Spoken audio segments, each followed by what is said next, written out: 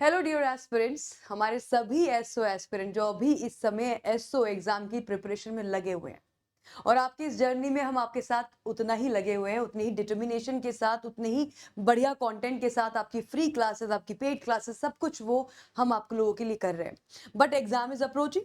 अब एग्जाम जो है वो ऑलमोस्ट पास आ गया। 30 अगस्त को हमारा एग्जामिनेशन है। I wish you all the very very best. आपने अच्छी मेहनत की है, आपने अच्छी तैयारी की है, आपका एग्जाम बहुत अच्छा जाने वाला है। नाउ, अब ऐसे में बहुत सारे ऐसे भी एस्पिरेंट है जो पैनिक कर रहे हैं, जो फियर में हैं, जो डर में हैं कि मैम एग्जाम की हमारी उतनी अच्छी जो है तैयारी हो नहीं पाई, हमने तैयारी टाइम से करना शुरू नहीं किया। तो आप लोगों को घबराने की जरूरत नहीं है, डरने की भी जरूरत नहीं है। तो पहली बात तो अपना जो 30 अगस्त का एग्जामिनेशन है एसओ का, उसके लिए पूरा प्रिपेयर्ड रहिए। उसकी तैयारी जिस तरह से चल रही है चलाते रहिए। अब ये समय है जहां पे आपको मॉक टेस्ट देना जरूरी है, सब्जेक्ट वाइज टेस्ट देना जरूरी है। और हर टेस्ट के बाद अपने आप को एनालाइज कीजिए, उस टेस्ट को एनालाइज कीजिए कि क्या कहीं पे कोई स्कोप है इंप्रूवमेंट का, वहां पे इंप्रूव करिए। हो सकता है आप अपनी स्पीड इंप्रूव कर सके, हो सकता है आप अपना मॉक में अपना स्कोर इंप्रूव कर सके, हो सकता है जो गलतियां आप कर रहे हैं, नेगेटिव नंबर आपके आ रहे हैं, उसको आप कम कर सके। तो अपना एनालिसिस करने के बाद स्कोप ऑफ इंप्रूवमेंट ढूंढना अब आपकी जरूरी एक जरूरत आप लोगों के लिए बन गई है। लेकिन 30 अगस्त के पेपर के बाद मैं क्या करूंगा मैम, अगर मेरा एग्जामिनेशन क्लियर नहीं हुआ? तो डू नॉट वरी। पहले तो अपने ऐसे एग्जाम को बिल्कुल शिद्दत से दीजिए और उसके बाद आप लोगों को लग जाना है एक और ऐसी अपॉर्चुनिटी में जो बिल्कुल एसओ बेस्ड है। यानी कि अगर मेरा एसओ का पेपर अच्छा होता है तब भी, और अगर मेरा एसओ का पेपर बहुत अच्छा नहीं होता है तब भी, मेरे पास एक ऐसी जो है अपॉर्चुनिटी है जिसको मैं फिल कर सकती हूँ। क्योंकि ये पेपर एग्जैक्टली आपका वही डिमांड कर रहा है जो आपका एसओ का पेपर डिमांड कर रहा है। एलिजिबिलिटी क्राइटेरिया ऑलमोस्ट सेम है। फिर उसके बाद अगर बात की जाए तो आपका सिलेबस सेम है, आपका एग्जाम का सिलेक्शन प्रोसेस जो है वो सेम है। ठीक है, तो सारी चीजें सेम है, सारी तैयारी सेम है, तो why not take up this opportunity? जब सब कुछ सेम है तो हम इस अपॉर्चुनिटी को अपने हाथ से क्यों जाने दें? और अपॉर्चुनिटी से मुझे याद आया कि opportunity favours those who are prepared. अफसर उसी का साथ देते हैं जो पहले से क्या होते हैं, तैयार होते हैं, प्रिपेयर्ड होते हैं। तो चलिए एक जानकारी मैं आपके साथ शेयर करने वाली हूँ, मेरे जितने भी एसओ एस्पिरेंट्स हैं सबके लिए इक्वली इंपॉर्टेंट होगी। तो एक बार जल्दी से देखते हैं, आगे बढ़ते हैं। NIACL, this is new India assurance company limited, जो कि एक क्या है, जनरल इंश्योरेंस कंपनी है। अब इंश्योरेंस कंपनी में अगर आप रिक्रूट होते हो तो यहाँ पे आपका जो वर्क प्रोफाइल है या जो आपका वर्क लाइफ बैलेंस है वो बहुत आसान हो जाता है। यहाँ पे उतना काम नहीं जितना बैंक्स में काम है। यहाँ पे आपको सैटरडे संडे ऑफ भी मिलते हैं और सैलरी, बिल्कुल बढ़िया सैलरी आप लोगों को मिलने वाली है। ठीक है, तो चलिए वो सारी जानकारी मैं आपके साथ दूंगी। इसके ऑनलाइन फॉर्म निकल चुके हैं। एडमिनिस्ट्रेटिव ऑफिसर आप बनेंगे। क्या बनेंगे आप बनेंगे एडमिनिस्ट्रेटिव ऑफिसर, अगर ये एग्जाम क्वालिफाई कर ले जाते हैं। नाउ आगे बढ़ते हैं, देखते हैं इसमें क्या क्या चीज है। तो ये जो new India assurance company limited है, ये एक्चुअली आपका एक जनरल इंश्योरेंस कंपनी है। और अगर आप मुझसे पूछे क्या मैम ये सरकारी है, तो ये पब्लिक एक सेक्टर में आती है। ग्रॉस एम्यूलमेंट्स यानी कि आपकी सैलरी जो है वो अराउंड अराउंड 90,000 पर मंथ के बेसिस पे होगी। तो सैलरी बढ़िया है, जॉब प्रोफाइल बढ़िया है, एडमिनिस्ट्रेटिव ऑफिसर आप बनेंगे तो व्हाई नॉट। तो सारी चीजें बढ़िया और सरकारी है तो और अच्छी बात है। अब इसमें सिमिलैरिटी क्या है? अगर देखा जाए कि मैंने क्यों बोला कि एसओ एस्पिरेंट के लिए सिमिलर है, क्यों वो सिमिलर है, उसमें क्या क्या चीजें आती है वो देख लेते हैं। सिलेक्शन प्रोसेस क्या है? सिलेक्शन प्रोसेस यहाँ पे भी प्रीलिम्स है, मेंस है और इंटरव्यू है। जैसा कि आपका एसओ एग्जाम में पहले प्रीलिम्स होता है, फिर मेंस होता है, फिर इंटरव्यू। यहाँ पे भी सेम प्रोसेस है। फिर आपका जो प्रीलिम्स का एग्जाम पेपर वो एग्जैक्टली सेम है। प्रीलिम्स के पेपर में आपको भी क्वांट रीजनिंग इंग्लिश का पेपर देना है और यहाँ पर भी आपको क्वांट रीजनिंग इंग्लिश का पेपर देना है। आगे बढ़ते हैं। सिलेबस, क्योंकि क्वांट रीजनिंग का ही पेपर देना है तो इंश्योरेंस के जो एग्जामिनेशन होते हैं और जो बैंक के एग्जाम्स होते हैं इनका सिलेबस सेम ही होता है। तो सिलेबस भी आपका सेम है। और आगे बढ़ते हैं, डिफरेंसेस क्या है? देखो डिफरेंस यहाँ पे आएगा आपका कि जब इसका जो मेंस का एग्जाम होगा, डिफरेंस कहाँ पे आएगा? मेंस के एग्जाम पैटर्न में। मेंस के एग्जाम में आपका डिस्क्रिप्टिव आ जाएगा, हालांकि ये डिस्क्रिप्टिव आपको केवल क्वालिफाई करना है। यहाँ पे मेंस के पेपर में आपको डिस्क्रिप्टिव भी आ जाएगा और ये डिस्क्रिप्टिव केवल आपको क्वालिफाई करना है। 30 नंबर का होगा ये, ठीक है, 20 नंबर का है शायद ये, ठीक है। तो आगे चल के इसकी पूरी जानकारी मैं आपको देने वाली हूँ, मेंस एग्जाम कैसा होगा, डिस्क्रिप्टिव कैसा होगा। हालांकि डिस्क्रिप्टिव का बहुत टेंशन लेने का जरूरत नहीं है क्योंकि केवल क्वालिफाई करना है। और आगे बढ़ते हैं, अब जरा एक समरी इसकी देख लीजिए कि क्या क्या है। तो ये ऑर्गेनाइजेशन है आपका new India assurance company limited, जो कि पब्लिक सेक्टर है। नेम ऑफ द पोस्ट है आपके एडमिनिस्ट्रेटिव ऑफिसर। 550 जर्नलिस्ट की पोस्ट निकाली गई है। 550 टोटल पोस्ट है, जिसमें जनरलिस्ट की 193 और स्पेशलिस्ट की 357 है। एसओ एग्जाम में भी ऐसे ही होता है ना, एसओ एग्जाम के स्पेशलिस्ट ऑफिसर, जिसमें आपकी स्पेशलिस्ट ऑफिसर की पोस्ट निकाली जाती है, जिसमें कि लीगल है, लॉ ऑफिसर है, आईटी ऑफिसर है, जो आपका एग्रीकल्चर फील्ड ऑफिसर है, लॉ, ये आपका राजभाषा अधिकारी, मार्केटिंग ऑफिसर। तो इसी तरीके से यहाँ पे जर्नलिस्ट है जो कोई भी ग्रेजुएट भर पाएगा, और यहाँ पे स्पेशलिस्ट है जो कोई स्पेशल स्ट्रीम वाला भर पाएगा। तो ऑलमोस्ट सिमिलर चीजें आपको यहाँ पे देखने को मिलेंगी। गवर्नमेंट जॉब है, मैंने आपको पहले ही बोला, पब्लिक सेक्टर है। ऑनलाइन आपको फॉर्म भरना पड़ेगा, 7 से 30 तारीख तक आप फॉर्म भर सकते हैं। फेज 1 एग्जाम है, फेज 2 है और इंटरव्यू है। 1 साल का प्रोबेशन है, जो कि आपके एसओ में भी है, 1 साल का प्रोबेशन, और आपकी सैलरी जो है वो 90,000 अप्रॉक्स, जैसा कि मैंने आपको बताया। आगे बढ़ते हैं, अब जरा एक बार देख लें, नजर डाल लें वैकेंसी पे कि कहाँ कहाँ क्या क्या वैकेंसी है। ठीक है, ये वैकेंसी एक बार ध्यान में रखना। मैं थोड़ा साइड हो जाती हूँ, आप लोग स्क्रीनशॉट ले लो, आप लोग स्क्रीनशॉट ले लो, क्योंकि अभी आपको आगे चलकर ये देखना है कि भाई मैं किसके लिए एलिजिबल हूँ, उसमें कितनी वैकेंसी निकली। तो आप एक बार स्क्रीन को पॉज करके स्क्रीनशॉट ले लीजिए। चलिए, तो रिस्क मैनेजर की जो है वो टोटल 50 वैकेंसी निकली है, ऑटोमोबाइल इंजीनियर की 75 है, 75, लीगल वालों की 50 निकली है, अकाउंट स्पेशलिस्ट की 25 निकली है, एओ हेल्थ की जो है वो 50 निकली है, और उसी तरीके से अगर मैं आगे बढ़ूं तो आईटी स्पेशलिस्ट 25 निकली है, बिजनेस एनालिसिस 75 निकली है, कंपनी सेक्रेटरी की केवल 2 ही हैं, मतलब इसको हमारा ये टारगेट नहीं होगा। एक्चुएरियल स्पेशलिस्ट की भी केवल 5 है, इस ये भी हमारा टारगेट नहीं होगा। हमारा टारगेट मेजरली होने वाला जनरलिस्ट, क्योंकि जनरलिस्ट की यहाँ पे 193 वैकेंसी निकली, which is a huge number.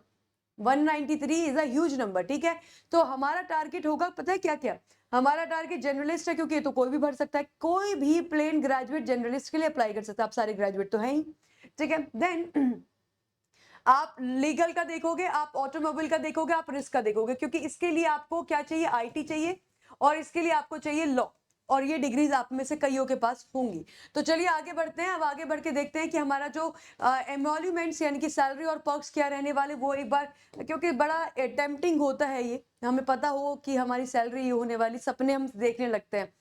तो पर्क्स और बेनिफिट्स क्या हैं, देखो बेसिक पे आपकी 50,000 रहेगी, जो कि आपकी इंक्रीज होते होते होते होते 96,000 तक पहुंच जाएगी, 90,000 अराउंड आपके जो है आएगा, ये जैसे कि यहाँ पे लिखा है 90,000 पर मंथ। ठीक है, उसके बाद इसके अलावा बेनिफिट्स आपको क्या है, क्योंकि पब्लिक सेक्टर है, गवर्नमेंट है, तो बाकी सारे बेनिफिट्स भी आपको मिलेंगे। नेशनल पेंशन सिस्टम, तो नेशनल पेंशन सिस्टम जो कि पीएफआरडीए गवर्न करता है, इसके अंदर आपको जो है आपका पेंशन सिस्टम आपका रहेगा, which is a very good thing. Gratuity, LTS, medical benefits आपको मिलने वाले, ग्रुप पर्सनल एक्सीडेंट इंश्योरेंस आपको मिलने वाला है, तो एक्सीडेंट इंश्योरेंस भी आपका होगा। Officers are also entitled for the companies leased accommodation as per the rules, तो आपको एचआरए भी मिलेगा, यानी कि आप कहाँ रहने वाले हैं उसका भी आपको जो है भत्ता, उसका भी जो है पैसा आपको मिलने वाला है, मतलब सभी कुछ मिल रहा है, कि सारी सैलरी हमारी सेव ही हो जाएगी एक तरीके से। इंपॉर्टेंट डेट्स क्या क्या है उन पे एक बार नजर डाल लो, बहुत जरूरी है। 7 अगस्त से ये एप्लीकेशन फॉर्म ओपन हुआ था, और 30 तारीख इसके फॉर्म को फिल करने की आखिरी तारीख है, ये ध्यान रखेंगे। फेज 1 ऑनलाइन एग्जामिनेशन 14 सितंबर को मेरा पहला पेपर हो जाएगा, 30 अगस्त को मेरा एसओ का पेपर होगा, 14 सितंबर को मेरा इसका पहला पेपर हो जाएगा, जो कि एसओ की तैयारी में आप इसको दे सकते हो, कोई दिक्कत ही नहीं है। देन फेज 2 ऑनलाइन एग्जामिनेशन, जिसमें ऑब्जेक्टिव डिस्क्रिप्टिव मैंने पहले बताया, ये 29 अक्टूबर को होगा। तो 14 सितंबर के बाद मेरे पास 1.5 मंथ का टाइम होगा, मेरे पास 1.5 महीने का टाइम होगा अपने डिस्क्रिप्टिव को प्रिपेयर करने के लिए। आगे बढ़िए, एलिजिबिलिटी क्राइटेरिया, तो जो एलिजिबिलिटी चेक होगी वो आपकी 1 अगस्त से, एज भी 1 अगस्त के हिसाब से देखी जाएगी, और आपकी एजुकेशन क्वालिफिकेशन भी 1 अगस्त 2025 के रिस्पेक्ट में देखी जाएंगी। नाउ एज आपकी होनी चाहिए 21 से 30 साल, मिनिमम 21 और मैक्सिमम 30 साल। ये हमारी अनरिजर्व कैटेगरी के लिए है, जो हमारी बाकी अन्य कैटेगरी एससी एसटी का जो एज रिलैक्सेशन है वो आपका 5 साल है, ओबीसी का आपका 3 साल है, और जो हमारे पर्सन विद डिसेबिलिटी है उनका ये होगा 15 साल, 13 साल, और अनरिजर्व का 10 साल। ठीक है, जैसा आप देखते हैं बाकी सब सरकारी में भी यही सब होता है, तो वही सब कुछ है। आगे बढ़िए, अब आ जाते हैं क्वालिफिकेशन। तो जो मेरी जनरलिस्ट की पोस्ट है, जिसके बारे में मैं बहुत आपको हैप्पीली बहुत ही अच्छे उससे बता पा रही हूँ, क्योंकि जर्नलिस्ट की पोस्ट सब भर सकते हो। इसमें पोस्ट कितनी थी, 193, याद है आपको, 193 थी। Graduation in any discipline with 60% marks, आप ग्रेजुएट होने चाहिए किसी भी फील्ड से, ग्रेजुएशन आपने किया है और 60% आपके नंबर आए, मतलब आप एलिजिबल हो। फिर देन और एटलीस्ट 55% नंबर किसके, S C S T PWD के लिए। तो अगर अनरिजर्व्ड हो तो 60% नंबर आपके ग्रेजुएशन में आने चाहिए, और अगर आप S C S T PWD वाले कैंडिडेट हैं तो 55% नंबर अगर आपके हैं तो जर्नलिस्ट की पोस्ट आपके लिए डेफिनेटली वेट कर रही है। नेक्स्ट है आपका रिस्क इंजीनियर। इंजीनियर टर्म जुड़ गई है, मतलब आईटी यानी कि इंजीनियरिंग। तो यहाँ पे कोई भी इंजीनियर, ग्रेजुएशन आपने इंजीनियरिंग में करी है या फिर आपने पोस्ट ग्रेजुएशन कर रखा है इन एनी डिसिप्लिन, तो समझना आपने ग्रेजुएशन कर रखी है या पोस्ट ग्रेजुएशन आपने करा है किसी भी डिसिप्लिन में, वही 60% 55% का क्राइटेरिया यहाँ पे, तो रिस्क इंजीनियर के लिए आप भर सकते हैं। देन आपकी आईटी स्पेशलिस्ट की पोस्ट आ गई।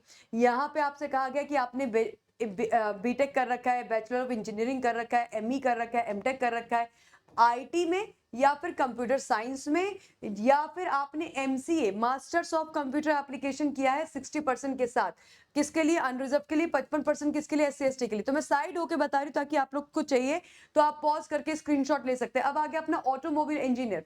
ऑटोमोबाइल इंजीनियर, अब ये सारी इंजीनियरिंग पोस्ट आपको मैंने साइड करके दिखाई है। ऑटोमोबाइल वालों के लिए बीई कर रखा है, बीटेक कर रखा है, ME MTech in automobile engineering, या तो आपने ऑटोमोबाइल इंजीनियरिंग में कर रखा है ये सब, या विद 60% एंड 55% वही सेम क्राइटेरिया, या फिर आप ग्रेजुएट हैं किसी ब्रांच ऑफ इंजीनियरिंग में, यानी कि अगर आपने किसी भी ब्रांच में अपनी इंजीनियरिंग कर रखी है 60% जो कि हमारे अनरिजर्व कैटेगरी का है और 55% हमारे बाकी अन्य कैटेगरी का है, together with diploma with at least 1 year duration in automobile engineering, तो आप अगर या तो आपने ऑटोमोबाइल इंजीनियरिंग में बीटेक या बीए या एमटेक या एमई किया हुआ तो आप कर सकते हैं, या फिर आपने किसी भी अन्य इंजीनियरिंग ब्रांच से आपने क्या किया है, आपने ग्रेजुएशन करा है विद 1 साल का डिप्लोमा इन ऑटोमोबाइल इंजीनियरिंग, तो आप ये भर सकते हैं। मैं साइड भी होगी, आप स्क्रीनशॉट ले लीजिएगा। आगे बढ़ते हैं, तो आगे आ गई मेरी लीगल स्पेशलिस्ट की पोस्ट, जो आपकी एसओ में लॉ ऑफिसर की पोस्ट भी थी। तो यहाँ पे ग्रेजुएशन या पोस्ट ग्रेजुएशन अगर आपने लॉ में किया हुआ है 60% अनरिजर्व, 55% एससी एसटी कैंडिडेट, तो ये जरूर आप फिल कर सकते हैं, हमारे सारे law aspirants. Then moving on, account specialist, इसको मैं ज्यादा पढ़कर नहीं बताऊंगी, प्लीज हैव अ लुक। मैं साइड हो जाती हूँ, चाहे तो आप पॉज करके स्क्रीनशॉट ले लीजिए अकाउंट स्पेशलिस्ट की पोस्ट के लिए जो आपकी रिक्वायरमेंट है। उसके बाद बिजनेस एनालिस्ट के लिए भी आप यहाँ पे स्क्रीनशॉट ले सकते हैं and check out if you are eligible.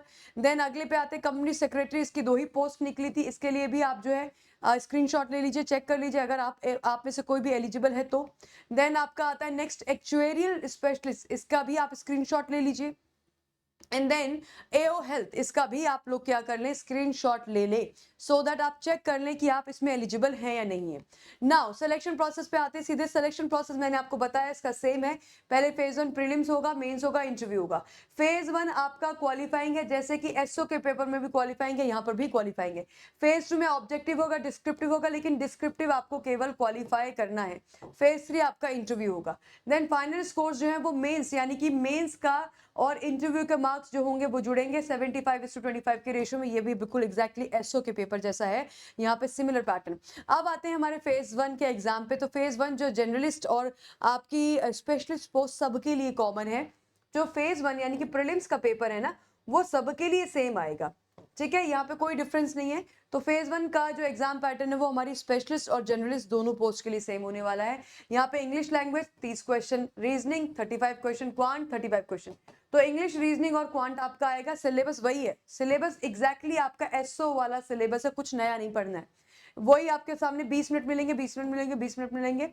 तो 100 क्वेश्चन 100 नंबर के 60 मिनट में आपको करना है। इंग्लिश का पेपर इंग्लिश में, बाकी आपके इंग्लिश हिंदी की चॉइस है। 1/4 नेगेटिव मार्किंग है। मैं थोड़ा साइड हो जाती हूँ, स्क्रीनशॉट भी ले लीजिए चाहिए तो। देन आगे बढ़ते हैं। अब आया मेंस एग्जाम। मेंस एग्जाम में आपका क्या होगा, दोनों ही पोस्ट के लिए थोड़ा सा ध्यान से यहाँ पे देखेंगे। मेंस एग्जाम जो है वो जनरलिस्ट और स्पेशलिस्ट पोस्ट दोनों के लिए क्या होगा, इसमें आपका एक तो होगा ऑब्जेक्टिव टेस्ट, दूसरा होगा आपका डिस्क्रिप्टिव टेस्ट। ऑब्जेक्टिव टेस्ट जो है वो आपका 2.5 घंटे का होगा, और उसके बाद आपको हर में आपको अलग अलग टाइमिंग दी जाएगी, और टोटल 2.5 घंटे का पेपर होने वाला है। डिस्क्रिप्टिव टेस्ट जो है वो आपका 30 मिनट का होगा और 30 नंबर का होगा, और ये इंग्लिश लैंग्वेज का टेस्ट होगा। इसमें आपसे लेटर राइटिंग पूछी जाएगी, इसमें आपसे ऐसे राइटिंग पूछी जाएगी। तो एक लेटर आएगा 10 नंबर का, एक ऐसे आएगा 20 नंबर का, और ये जो डिस्क्रिप्टिव टेस्ट है इट इज इन इंग्लिश, ये केवल आपको इंग्लिश में ही करना होगा और आपको ऑनलाइन यानी कि कीबोर्ड से टाइप करके आपको अपना ये ऐसे और लेटर लिखना होगा। और ये जो होगा ये केवल क्वालिफाई आपको करना है, इसके मार्क्स नहीं जुड़ने वाले हैं। अब आते हैं कि जो मेंस एग्जाम आपका होगा जनरलिस्ट पोस्ट के लिए, उसमें क्या होगा। देखो, रीजनिंग है, इंग्लिश है, जनरल अवेयरनेस है, क्वांट है। तो अगर जनरलिस्ट पोस्ट में आप देखोगे तो रीजनिंग तो पहले भी आ रही थी, फेज 1 में भी आ रही थी, और इंग्लिश भी फेज 1 में आ रहा था, और आपका क्वांट भी फेज 1 में आ रहा था। लेकिन नया क्या जुड़ गया, नया जुड़ गया आपका टेस्ट ऑफ जनरल अवेयरनेस। तो जनरल अवेयरनेस नया जुड़ जाएगा, ऑब्जेक्टिव होगा, 50-50 नंबर का होगा, 50-50 क्वेश्चंस भी आने वाले, English Hindi, English Hindi, English Hindi, English का पेपर इंग्लिश में। Sectional timing 40 minute, 40 minute, 30 minute, 40 minute. 1/4 negative marking आपकी यहाँ पे होगी। अगेन मैं साइड हो जाती हूँ, स्क्रीनशॉट ले लीजिए। जनरलिस्ट पोस्ट का ये एग्जाम पैटर्न है। आगे पे बढ़ते हैं, मेंस एग्जाम का पैटर्न स्पेशलिस्ट पोस्ट के लिए। स्पेशलिस्ट पोस्ट कौन सी, जैसे लॉ ऑफिसर की पोस्ट थी, जैसे कि आपकी एक्चुएरियल के लिए थी, जैसे कि आपकी ऑटोमोबाइल इंजीनियर के लिए थी, जैसे आपकी रिस्क इंजीनियर के लिए थी। तो ये जो स्पेशलिस्ट पोस्ट है उनका जो मेंस का आपका पेपर होगा ऑब्जेक्टिव वाला, उसमें आपके रीजनिंग पहले प्रीलिम्स में भी आई, इंग्लिश आपके प्रीलिम्स में भी आई, आपकी क्वांट प्रीलिम्स में भी आई। अब यहाँ पे दो चीजें क्या जुड़ी, जनरल अवेयरनेस जो कि हमारे जर्नलिस्ट वालों का भी होगा, और इसके साथ साथ एक 5वां सब्जेक्ट आपका जुड़ जाएगा जो क्या होगा, in the specialist stream and additional test to assess the technical and professional knowledge in the relevant discipline. तो यहाँ पे एक नया आपका 5वां फील्ड जुड़ेगा जिसमें आपकी जो टेक्निकल नॉलेज जो है वो चेक की जाएगी आपके रिस्पेक्टिव फील्ड की। तो सब कुछ ऑब्जेक्टिव है। यहाँ पे नंबर ऑफ क्वेश्चंस आपके कम हो गए, 40-40 हो गए, लेकिन टोटल नंबर ऑफ क्वेश्चन आपके सेम रहेंगे, 200 मार्क्स, एक क्वेश्चन पे 1 नंबर मिल रहा है। इंग्लिश का पेपर इंग्लिश में होगा, बाकी सारे बाइलिंगुअल हैं। 30 minute, 30 minute, 25 minute, 30 minute, 35 minute, 150 minute का पेपर है। 1/4 नेगेटिव मार्किंग है। ठीक है, चलिए अब आगे बढ़ते हैं। कैसे प्रिपेयर करोगे, प्रिपेयर करने के लिए तो आपके पास बड़े सारे ऑप्शंस हैं। एक ऑप्शन तो यही है कि आप NIACL जनरलिस्ट का आप जो है ये इस वीडियो कोर्स में आ सकते हैं। वीडियो कोर्स में आने के लिए मैं उन बच्चों को बोलूंगी जिन्होंने एसओ की तैयारी नहीं करी है, ठीक है, जिन्होंने एसओ की थोड़ी बहुत तैयारी कर रखी है, तो मुझे लगता है कि उनके लिए मैं एक और ऑप्शन बेटर है, वो मैं अभी आपको दिखाऊंगी। लेकिन जिन्होंने कुछ नहीं किया पहले से, है ना, तो वो आप इस वीडियो कोर्स में एनरोल कर सकते हैं, अपना सिलेबस जल्दी जल्दी कवर कर सकते हो, और जो है डाउट क्लासेस आप हमारे साथ कर सकते हो, अपने डाउट्स क्लियर कर सकते हो। एक तो ये कर सकते हो, एक तो ये ऑप्शन है। दूसरा ऑप्शन है कि आप लोग IBPS एसओ के बैच में आ सकते हैं, और IBPS एसओ के बैच में आपको सारा सिलेबस वहां पे एग्जैक्टली मिल जाएगा, वो भी आप कर सकते हैं। लेकिन जो मेरा बेटर सजेशन होगा वो ये कि अगर आप NIACL को प्रॉपरली एक्चुअली टारगेट करना चाहते हो, तो मैं बोलूंगी आप इस वीडियो कोर्स में कनेक्ट हो जाइए। यहाँ से आपको सब कुछ मिल जाएगा, डिस्काउंट कोड ये यूज कर लेना। ये मेरे ख्याल से आपको बहुत कम फीस में, मेरे ख्याल से 1099 में आप लोगों को ये डिस्काउंट कोड यूज करके आपको ये जो है कोर्स में एनरोल कर सकते हो। ये इसकी टेस्ट सीरीज है जो आपको मिल जाएगी। और इसके साथ साथ मैं आपको बताऊं, टेस्ट प्राइम में आप आ सकते हो। टेस्ट प्राइम में क्या मिलेगा, यहाँ पे आपको IBPS के, रेलवे के, SSC के सबके टेस्ट आपको मिल जाते हैं। ये बहुत कम फीस पे है, इसमें सारे टेस्ट आपको मिल जाएंगे, ये देख सकते हैं। बट सबसे बड़ी बात जो मैं आपको बताना चाहती हूँ, मैम अभी अभी हम एसओ की तैयारी कर रहे थे, हमने बैच लिया, अब आप कह रहे हो NIACL, फिर आप कल कुछ और भी बताओगे। बिल्कुल बताएंगे, क्योंकि इतनी सारी जब अपॉर्चुनिटीज आपके सामने आ रही है तो बताना तो हमारी ड्यूटी बन जाती है ना, आप लोगों को बताना, अपडेट करना कि भाई ये आपके पास जॉब अपॉर्चुनिटीज हैं, इनको अवेल करिए। तो बिल्कुल बताएंगे। लेकिन ऐसे में क्या मेरे पास कोई वन स्टॉप सॉल्यूशन है कि मैं आगे इस साल आने वाली जितनी भी है या अगले साल आने वाली जितनी भी वैकेंसी है उनको टारगेट कर सकूं? तो फिर मैं बोलूंगी कि आजादी का ये पर्व हम सेलिब्रेट कर ही रहे हैं, है ना। 15 अगस्त की ये जो आजादी वाला दिन होता है, जिसको हम कहीं ना कहीं ये हमारे लिए एक बड़ी अच्छी मेमोरी होती है जिसको हम सेलिब्रेट करते हैं, उसके उपलक्ष्य में अड्डा 24/7 आप लोगों को दे रहा है एक बहुत बड़ा डिस्काउंट ऑफर, जिसमें कि बैंक महापैक प्लस, जिसमें एनरोल करने के लिए आप बच्चे ताक लगा के देखते हैं कि मैम कब इसकी फीस जो है वो कम होगी और हम इसमें आएंगे। तो बैंक महापैक प्लस में अगर आप एनरोल कर लोगे तो इसमें सभी bank exam, any bank exam आप प्रिपेयर कर पाओगे, बैंक के साथ साथ इंश्योरेंस एग्जाम भी आप प्रिपेयर कर पाओगे। तो इसमें आप एनरोल कर सकते, मतलब सारी बात खत्म। 3447 में आपको मिल जाएगा, ट्रिपल वैलिडिटी के साथ मिलेगा, इसमें आप एनरोल कर लीजिए, आपकी सारी समस्याएं खत्म हो जाएंगी। तो आप ये कर लीजिएगा। नाउ मैं अगर आपको दिखाना चाहूं कि कैसे करना है, एनरोल कैसे करना है, तो वो मैं आपको जल्दी से बता देती हूँ। उसके लिए आपको बेसिक सा काम करना है।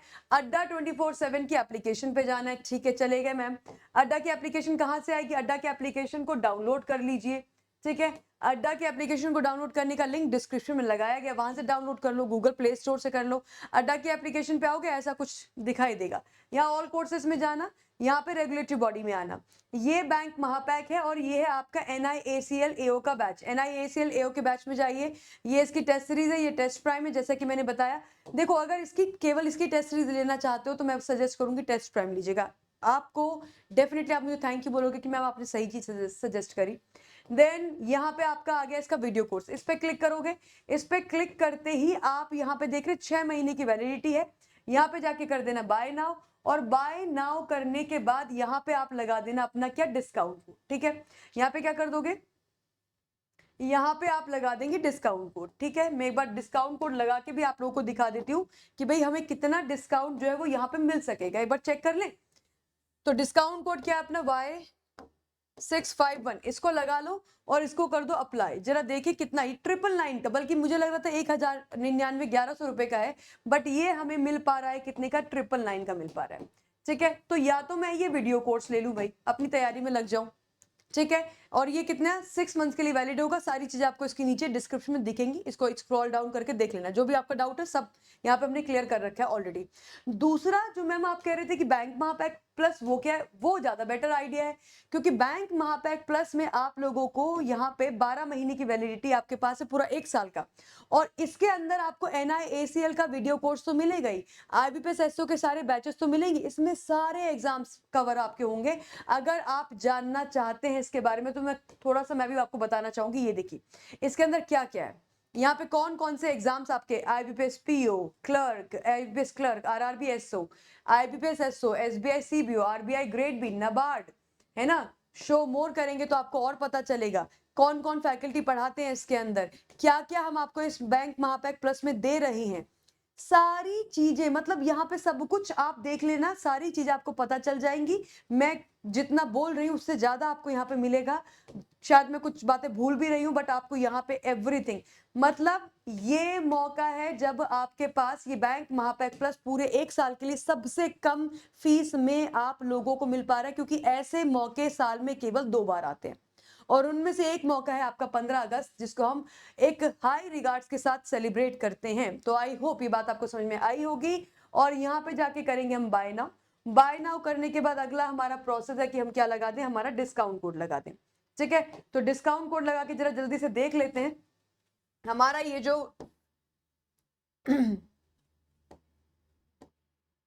तो आपको क्या करना है, क्या डिस्काउंट कोड लगाना है, यहाँ पे कोड लगाना आप Y651, और फिर ये आपका 1 ईयर के लिए वैलिड हो जाएगा, और 1 साल के लिए वैलिड होने के साथ साथ ये आपको मिलेगा at the minimum fees of 3447।